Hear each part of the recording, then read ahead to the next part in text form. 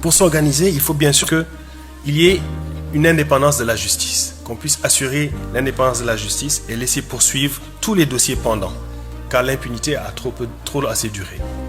Dans le cas de l'affaire Sankara, vous saurez peut-être que ce que peu de gens savent, c'est que la veille du coup d'État, c'est-à-dire à quelques heures du coup d'État, le juge d'instruction qui avait été poussé dans l'affaire de l'exhumation par nos avocats à faire une enquête sur les restes de Thomas Sankara et des 12 autres victimes, mais aussi la balistique, avait convoqué nos avocats pour leur donner les résultats. Ça fait presque 2 ans que nous attendons ce moment. Mais Diendéré et ses camarades savaient pertinemment que ces résultats les incriminent. Ils se sont empressés d'aller faire ce coup d'État. Nous savons que ces gens acculés, éminemment dangereux, savent qu'ils sont aux abois. Et nous savons aussi que nous allons gagner. C'est quelque chose que nous savons déjà lorsque nous avons commencé ce cas, parce que nous sommes du bon côté du droit, nous sommes du bon côté de l'histoire. Mais pour que cela se fasse, il faut une mobilisation. Or, les mobilisations internationalistes que nous avons sont faibles. Elles arrivent par épanchement lorsque nous avons des événements et ensuite elles disparaissent. Nous devons poursuivre les auteurs de l'enlèvement du président Kafando, du premier ministre Zida, de ceux qui ont détourné les deniers publics du Burkina Faso. Nous devons poursuivre ceux qui ont osé tirer sur ces jeunes enfants dans le processus révolutionnaire. Nous devons aussi nous assurer que la transition et le régime qui arrive dotent d'un fonds de solidarité les victimes qui sont tombées, les familles de victimes, qu'il y ait un programme pour soutenir ces révolutionnaires. Il faut non seulement interdire de voyage tous ces gens qui ont participé à ce putsch, mais il faut surtout geler leurs avoirs, débusquer ce qui se passe. Un pays comme le Burkina, qui est pourtant si pauvre, est devenu le 4e producteur d'or en Afrique. Cela s'est fait parce que des avocats canadiens, véreux ou pas, ont refait les codes miniers tels que l'exigeait la Banque mondiale. Et ça, c'est à l'instar de toutes nos ressources aujourd'hui pillées sur le continent. Les États reçoivent entre 4 à 7%. Comment voulez-vous vous développer avec 4 à 7%? Lorsqu'on parlait de la recherche scientifique dans les universités, c'est des pièces qui manquent dans le dispositif du savoir. On ne peut pas construire de routes, on ne peut pas s'occuper des hôpitaux avec 4 à 7% de nos ressources. Pour cela, il faut une nationalisation. Voilà pourquoi il ne peut pas y avoir de processus révolutionnaire s'il n'y a pas une maîtrise de notre accumulation. Ça veut dire quoi? Ça veut dire d'abord d'être maître de nos ressources, de nos matières premières. Ça veut dire la capacité de les garder dans le sol, de les exploiter, de les vendre à qui on veut. Cette capacité, les pays africains l'ont perdue. La deuxième, c'est la question de la centralisation du surplus. Avoir la capacité d'avoir notre propre monnaie, d'avoir la capacité de transiger sur le marché mondial avec une monnaie africaine, de pouvoir réguler l'équilibre entre ville et campagne en relevant le prix de production des agriculteurs. Ce n'est que de cette façon-là qu'on peut rééquilibrer véritablement le développement de nos pays.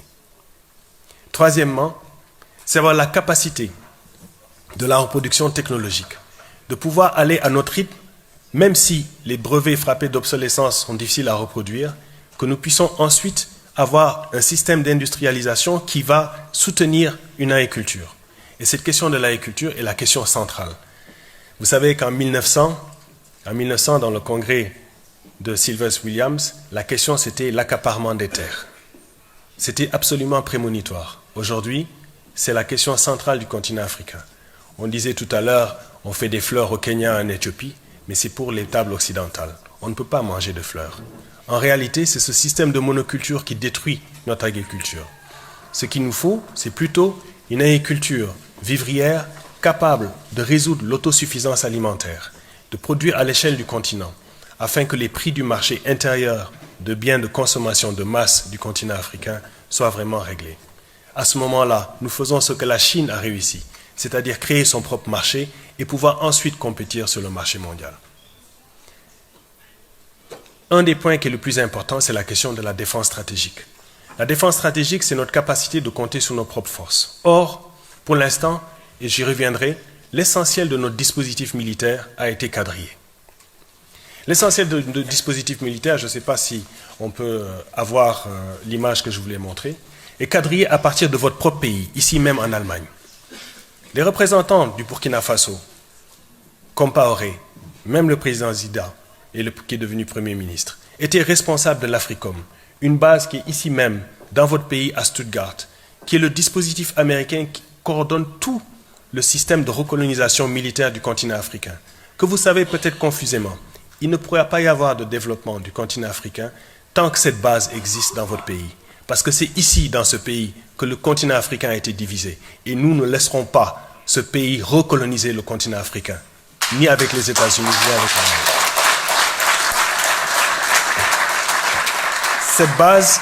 Cette base viole votre propre constitution. Cette base, vous pouvez couper, cette base coupe, non seulement viole la constitution allemande, mais elle est même contraire aux vœux du peuple allemand. Et elle est inconnue de la plupart des Africains. Pourquoi? C'est parce que les pays de l'OCDE et des États-Unis ont peur que nos peuples se réveillent.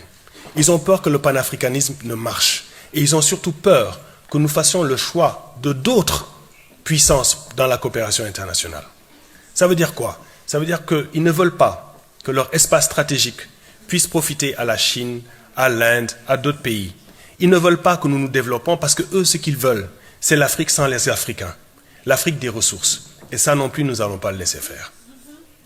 Maintenant,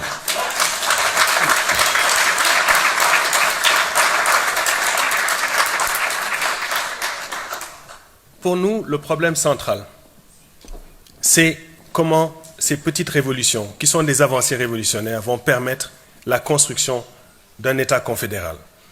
Il est possible que cet État confédéral, je ne le vois pas, et que même mes enfants ne le voient pas.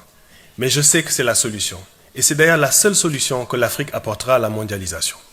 D'abord parce que c'est en Afrique qu'il y a eu le premier État confédéral. Cet État a existé il y a presque déjà 10 000 ans.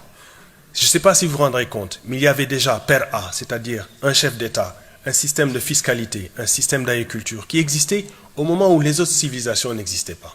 C'est ce modèle basé sur notre compréhension écosystémique de comment être en rapport avec la nature, comment être en rapport avec nous, que nous devons redécouvrir. Les précurseurs ont compris, que ce soit ceux qui étaient en diaspora, comme Dubois, Marcus Garvey, Nkrumah ou Sankara. Notre génération a un défi extrêmement difficile. Le premier, c'est qu'il doit redécouvrir les vertus de la politisation. Il y a un grand discours sur le fait qu'il ne faut pas s'engager en politique. Tout est politique. Les gens qui pensent que par la société civile, ils peuvent changer les choses se trompent. La société civile est un laboratoire qui doit être animé par un surveillant qui est beaucoup plus que citoyen. Il est éminemment politique. Le changement social, le changement progressif, celui qui permettra aux femmes d'accéder au pouvoir, celui qui permettra aux jeunes de pouvoir faire la transformation qualitative, passe par la politisation. C'est pour ça qu'il faut s'engager. Que vous allez à droite ou à gauche, le problème ne se pose pas. C'est l'engagement politique qui permet la transformation.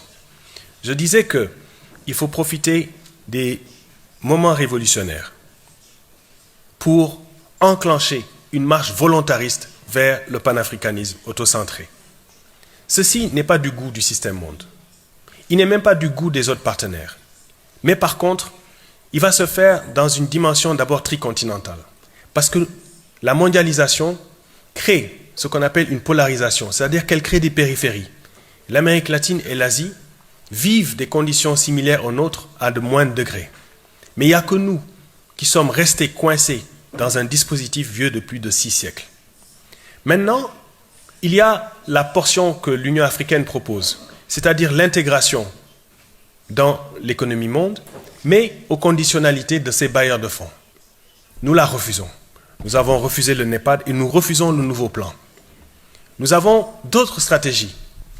Il y a ici M. Hakim qui pourra davantage nous parler de l'historique des 70 années. Nous devons apprendre sur ces 70 années de congrès. Il me disait, il y a une prolifération de congrès, mais il y a aussi des initiatives très salutaires. Nous venons de recevoir des camarades du comité d'initiative pour le premier congrès fédéraliste pour les États d'Afrique unie, une lettre, parce qu'ils auraient voulu être là, elle est signée par Minyan Diouf, qui est le coordonnateur du comité international provisoire. Il dit, ce n'est pas fortuit que Amado et Badara Diop soient respectivement coordinateurs du comité d'initiative régionale pour l'Europe. Le thème central du 5e congrès réappropriation des voix et des Africains de la diaspora est certainement un choix judicieux. Je lis sa lettre. Le destin du continent dans un monde en pleine mutation géopolitique doit être déterminé par les Africains du continent. et de la diaspora.